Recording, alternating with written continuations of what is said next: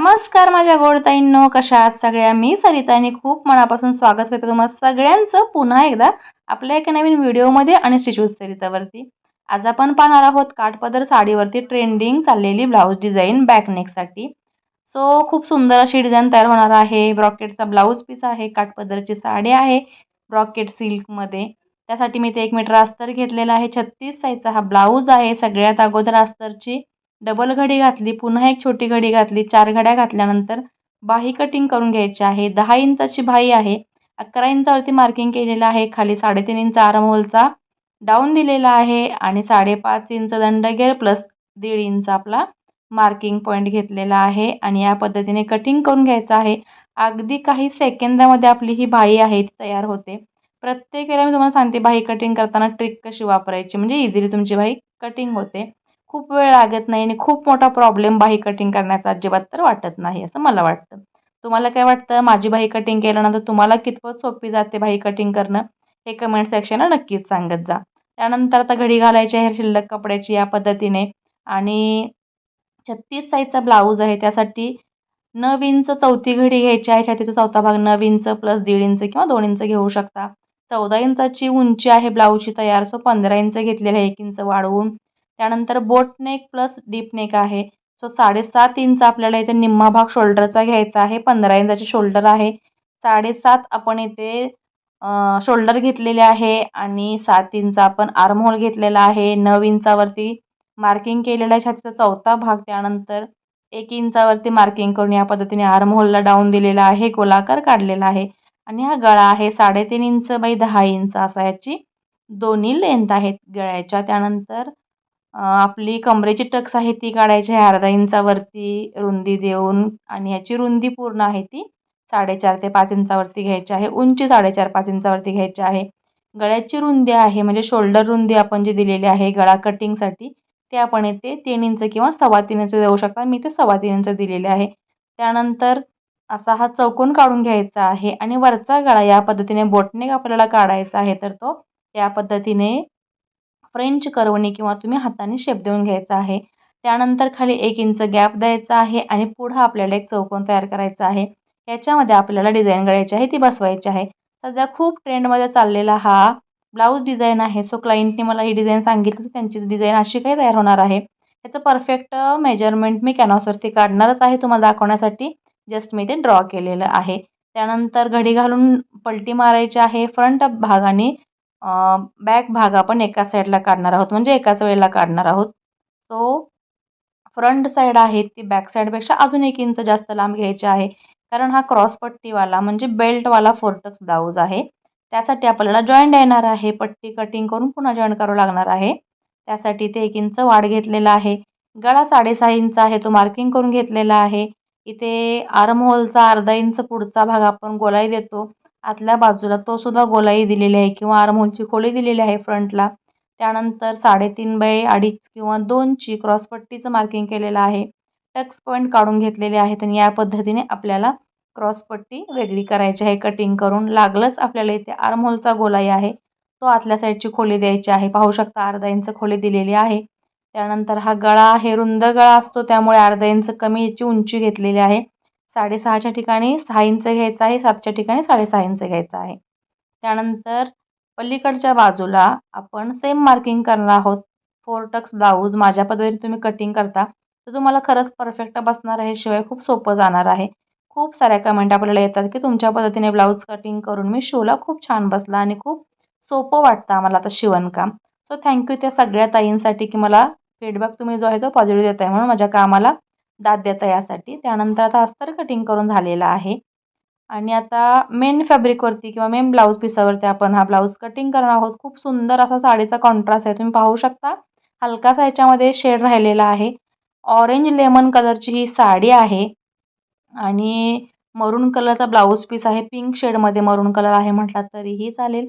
खूप सुंदर याचा ब्लाऊज दिसणार आहे आणि साडीचा कॉन्ट्रास्ट खूप छान होतं. ॲक्च्युली साडी मी तुम्हाला दाखवली असते पण साडी फॉल पिको झाल्यानंतर त्याने बेंगल्स वगैरे घ्यायचे होते त्यासाठी साडी घेऊन गेलेल्या होत्या. 2 साड्या त्यांच्या होत्या काठपदराच्या, सुंदर होत्या.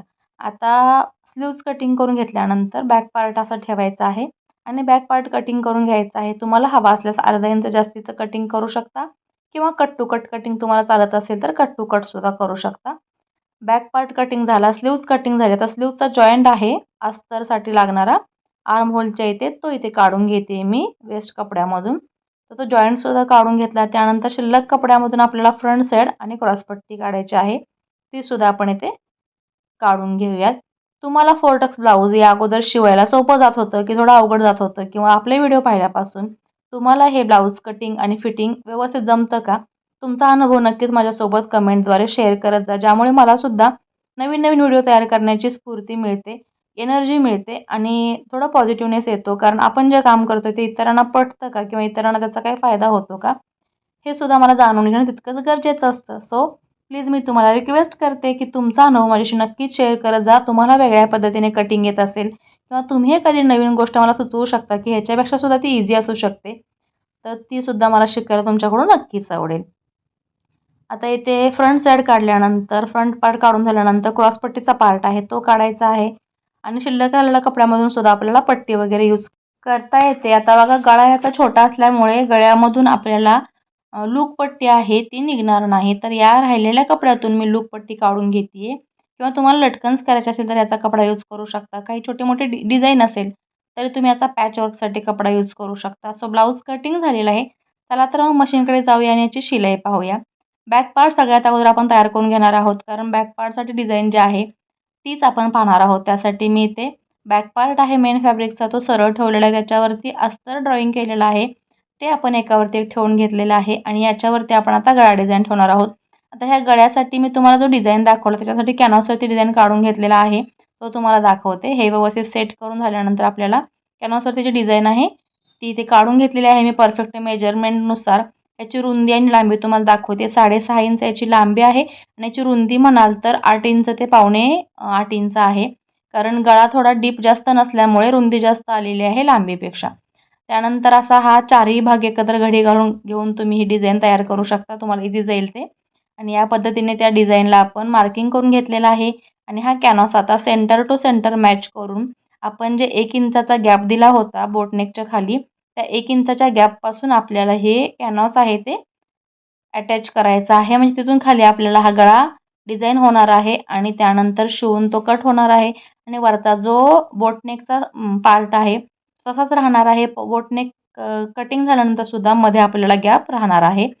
सो हे सगळीकडे तुम्ही व्यवस्थित ॲडजस्ट करून पिन लावून घ्या. टाचणी पिन यावेळेला लावणं खूप गरजेचं आहे, कारण खालचा जो मेन फॅब्रिक आहे तो अतिशय सिल्की आहे, तर तो इकडे तिकडे फार घसरणार आहे. त्यासाठी तुम्हाला इथे पिन लावून अटॅच करायचं आहे. तिन्हीही हे कपडे आहेत ते कॅनव्हास, अस्तर आणि मेन फॅब्रिक. त्यानंतर जसं मार्किंग केलेलं आहे त्या मार्किंगवरती व्यवस्थित आपल्याला टीप मारायची आहे. त्याचे कर्व जे आहेत ते आपल्याला सांभाळ तिथे टीप मारायचे आहे. कोणताही गळा डिझाईन तुम्ही कॅनव्हासवरती करत असाल तर कॅनव्हासवरती तुम्हाला अगोदर व्यवस्थित ड्रॉ करून घ्यायचं आहे, आणि अशा पद्धतीने तुम्हाला हे अटॅच करून घ्यायचं आहे. हे जोडायच्या अगोदर कन्फर्म करायचं आहे की मेन फॅब्रिक आपण सरळ पकडलेला आहे की उलटा पकडलेला आहे. त्यानंतर अस्तर कसं पकडलेलं आहे, त्यानंतर कॅनव्हास कसा पकडलेला आहे. कारण या ठिकाणी तुम्ही मेन फॅब्रिक जर सरळ न ठेवता उलटं ठेवाल आणि त्यानंतर अस्तर आणि कॅनव्हास ठेवाल, तर जोडल्यानंतर गळा कटिंग झाल्यानंतर ते आतल्या बाजूला पलटी होणार आहे. तेव्हा तुमचा खूप मोठा प्रॉब्लेम होऊ शकतो.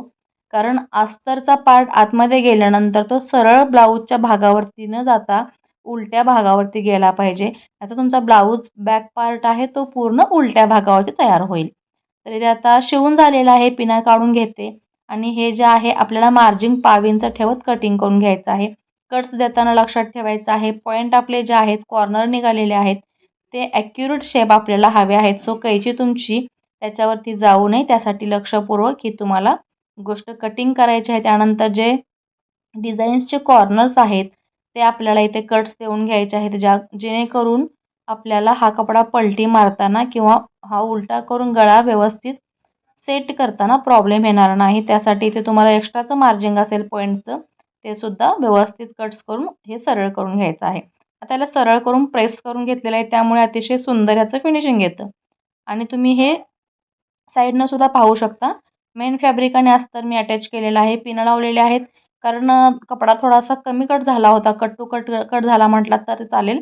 आणि हा कपडा ना थोडासा फिसकणारा आहे, तुम्ही पाहू शकता धागे याचे फिसकत आहेत.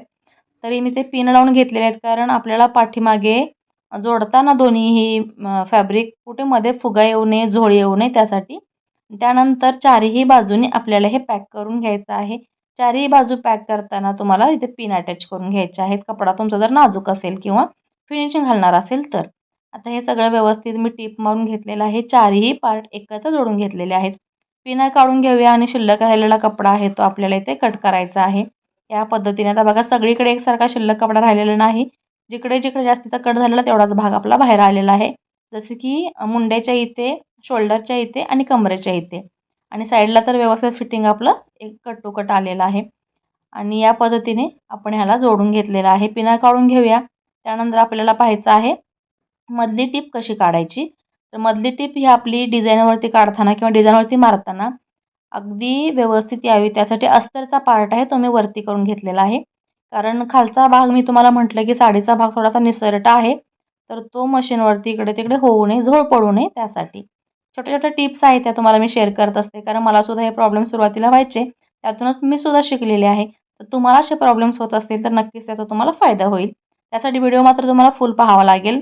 व्हिडिओ स्किप करत पाहाल तर मग तुम्ही कमेंट सेक्शनला पुन्हा त्याच कमेंट टाकता ज्याचे आन्सर किंवा ज्याचे उत्तर ऑलरेडी सोल्युशन आपल्या व्हिडिओमध्ये आहे. तर आता बघा अगदी हळूवारपणे हे सगळं मी शिवून घेतलेलं आहे. ज्या पाकळ्या आहेत त्या. त्यानंतर पिना काढून घ्यायच्या आहेत आणि अशा पद्धतीने आपली डिझाईन जी आहे ती बॅक पार्टची रेडी झालेली आहे. अतिशय सुंदर पद्धतीने. खूप सुंदर दिसतोय हा डिझाईन आणि हा कलर जो आहे त्याच्यावरती. घातल्यानंतर सुद्धा खूप सुंदर दिसणार आहे. आता धागा वगैरे कुठे राहिला असेल तर मध्ये इथे शिलाई थोडीशी माझी लूज झाली होती.